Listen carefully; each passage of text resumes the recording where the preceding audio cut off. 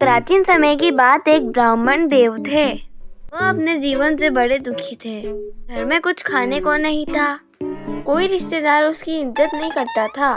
इन सब से दुखी होकर ब्राह्मण ने कहीं दूर जाने का फैसला लिया। वह ऐसी सोच में डूबा और घने जंगल की ओर चल पड़ा। चलते चलते शाम हो गई। थक हार कर वो एक पेड़ के नीचे बैठ गया और सोचने लगा, कोई शेर आ जाए और मुझे खा ले, उसकी भी भूख मिट जाएगी और मेरा भी संकट दूर हो जाएगा। उसी समय उसने देखा एक शेर सामने से आ रहा था। जैसे ही शेर ने उसको देखा, वो वहीं पे रुक गया। उसी पेड़ पे शेर का मंत्री हंस बैठा हुआ था। शेर ने हंस से कहा, अरे दीवान जी, आज तो शिकार हमारे सामने खुद आ गया। क्या बात है, आपके राज में तो मजे मजे हो रहे हैं। हंस ने ब्राह्मण को देखा और सोचने लगा, पता नहीं ये कौन दुखी आदमी है। इस कुका शेर ने तो पता नहीं कितने जीवों को मार रखा है, पर इस ब्राह्मण को तो मुझे बचाना ही चाहिए। यह सोचकर वह शेर से बोला, हे महाराज, ये ब्राह्मण आपका कुल पुरोहित है। यह तो आपको ढूंढता ढूंढता यहाँ पहुँचा है। आपके पूर्वज इसका बड़ा ही सत्कार करते थे। जाइए महाराज, इनको अपने साथ ले जाइए और इनको किसी भी प्रकार का कष्ट ना हो, इसका ध्यान रखिए महाराज। शेर भी अपने मंत्री की बात मानता था।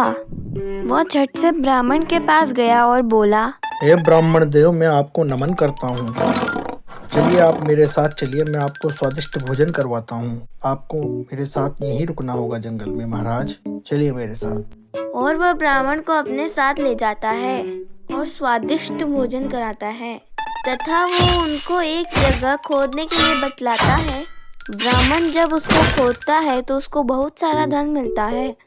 ब्राह्मण धन लेकर शेर से अनुमति लेकर उसके घर चला जाता है। इस तरह ब्राह्मण अमीर बन जाता है।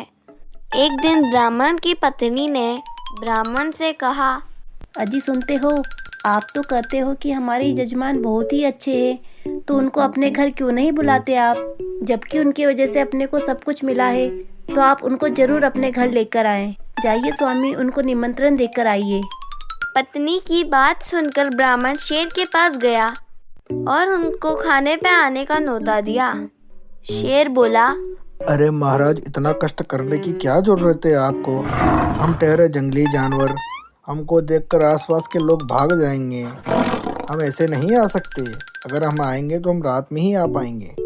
ब्राह्मण ने उनको खूब आग्रह करके मना लिया।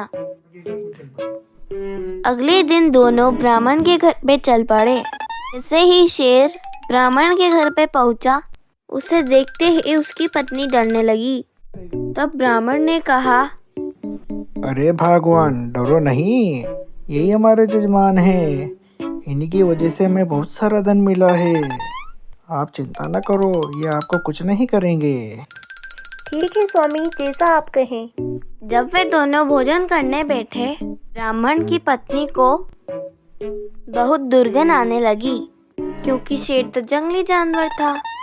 भोजन करने के पश्चात ब्राह्मण की पत्नी ने कहा, कैसे जजमान है तुम्हारे? इनके मुंह से कितनी दुर्गंध आ रही है।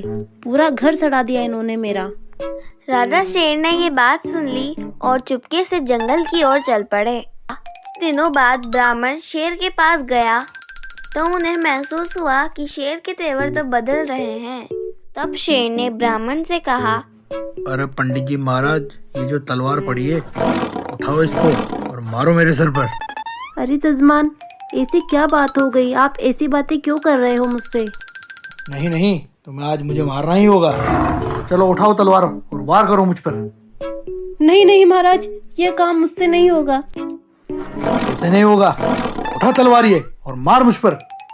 बेचारा ब्राह्मण वहीं खड़ा खड़ा कांपने लगा और उसने तलवार उठाई और शेर के सर पे मार दी। धार तेज होने के कारण शेर के सर से खून निकलने लगा। ये देखते ही ब्राह्मण वहां से रफू चक्कर हो गया। कई दिन बीत गए। बेचारा ब्राह्मण डर की वजह से जंगल जाना भूल गया। वह समझ गया कि शेर पागल हो चुका है। पता नहीं अब वो उसका जाने क्या हाल करेगा। इसी दौरान शेर के मंत्री हंस को किसी जानवर ने मार डाला। शेर ने हंस की जगह कोए को अपना नया मंत्री बनाया। कई महीने बीत गए और ब्राह्मण को धन की आवश्यकता हुई। उसने शेर के पास जाने की सोची और जंगल की ओर चला गया। पेड़ पे बैठे कौवे ने ब्राह्मण को देखा और काऊ काऊ करना शुरू कर दिया। शेर समझ गया कोई शिकार आ फंसा है। ब्राह्मण को देखते ही शेर को हंसी आ गई। अरे ये तो वही पंडित जी है, हमारे पुरोहित जी। क्या बात है, आज फिर कैसे आना हुआ पंडित जी?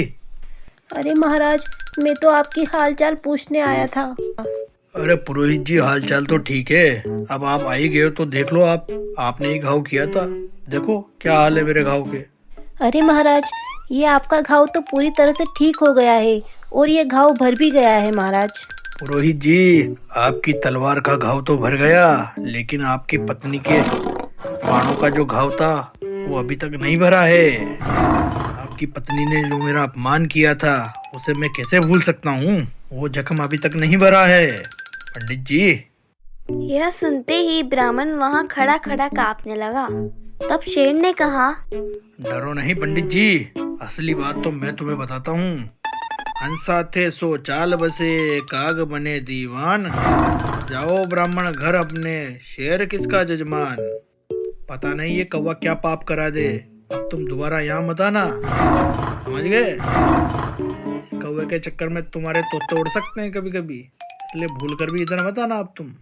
शेर की बात सुनकर ब्राह्मण ने सोचा, जान बची तो लाखों पाए, लौट के बुद्धू घर को आए, और चुपचाप पतली गली से निकल लिया। वीडियो को लाइक, चैनल को सब्सक्राइब जरूर करें। Thank you.